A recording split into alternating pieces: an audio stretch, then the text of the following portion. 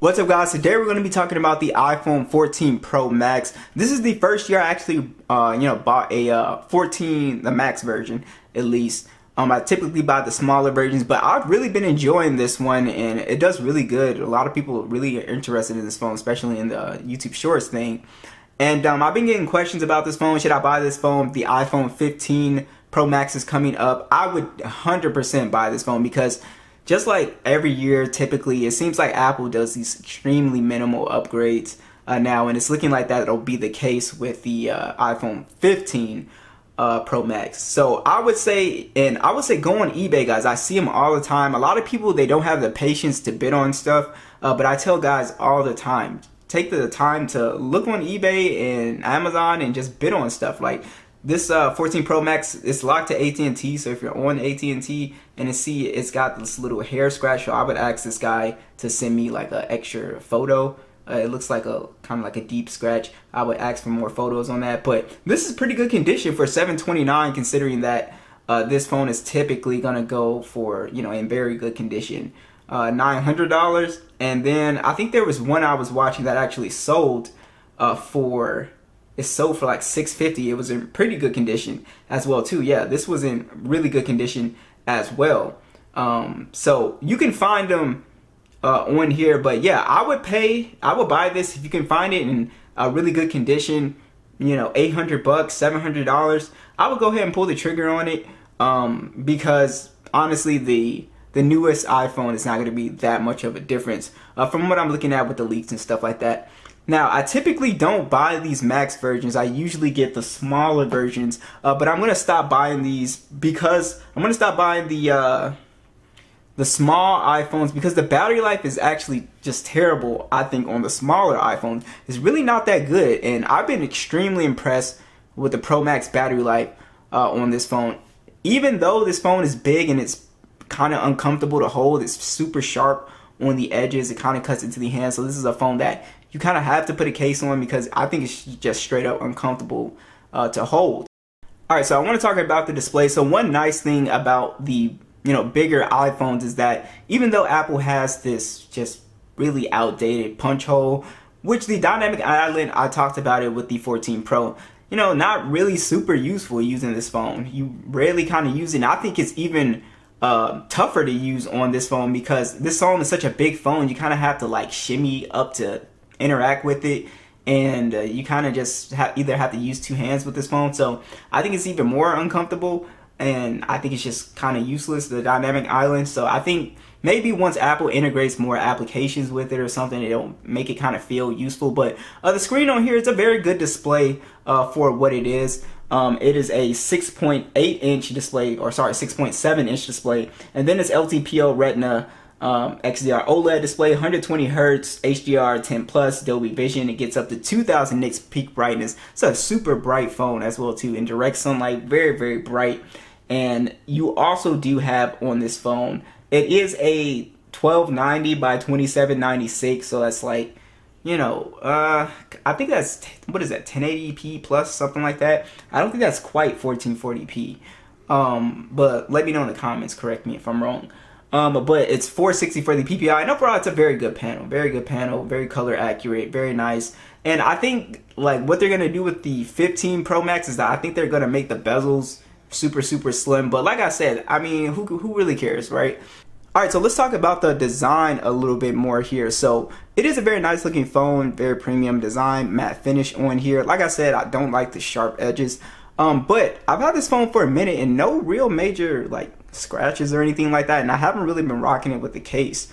So I do like that. The one thing that I do not like about the design on this phone is that you have these glossy sides on here, and they're super, you can just see the smudges, especially like on this purple color, but even on the white color, you just see all these like the oil from your hands and stuff like that. Just really greasy looking phone, right? So you constantly have to kind of wipe it down, stuff like that. But overall, very nice premium design on here. Like I said, IP68 dust and water resistant. It's a very nice looking phone for the most part. And I think another big change that they're doing with the 15 Pro Max, or all the 15s, I think, is they're introducing USB Type-C as well. So that'll be a big hardware change as well.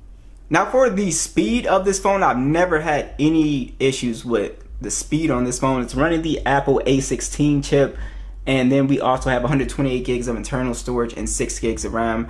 It's a super fast phone, so even when you're gaming, you can expect like top-notch performance on here. It will blow through pretty much anything. I've never had any type of crashes or anything overheating. It is a very fast phone. It's a very efficient chip as well too. So that's one thing I think Apple does really well, is really good, hardware and software integration here. And I've been seeing a lot of complaints about like iOS being buggy, and I've definitely seen that. Like, I don't think it's the phone being slow. I think it's sometimes you get like random little crashes and stuff like that. I think iOS 16 in general has been super buggy. So hopefully iOS 17 is going to be a little bit better, but that's something that I've been seeing a lot in YouTube videos and stuff like that. Super buggy software this year from Apple. But when it comes to the overall gaming experience, it's really nice. Gaming on a bigger display like this is pretty nice. So yeah, when it comes to gaming, you really won't have any issues with performance. Now the speakers on here are very loud, and I think noticeably louder than the standard 14 Pro.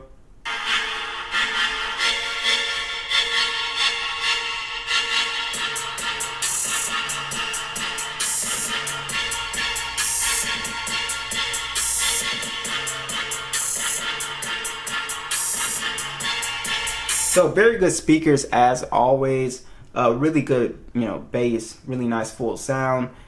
Now, do you want to talk about the pictures on here?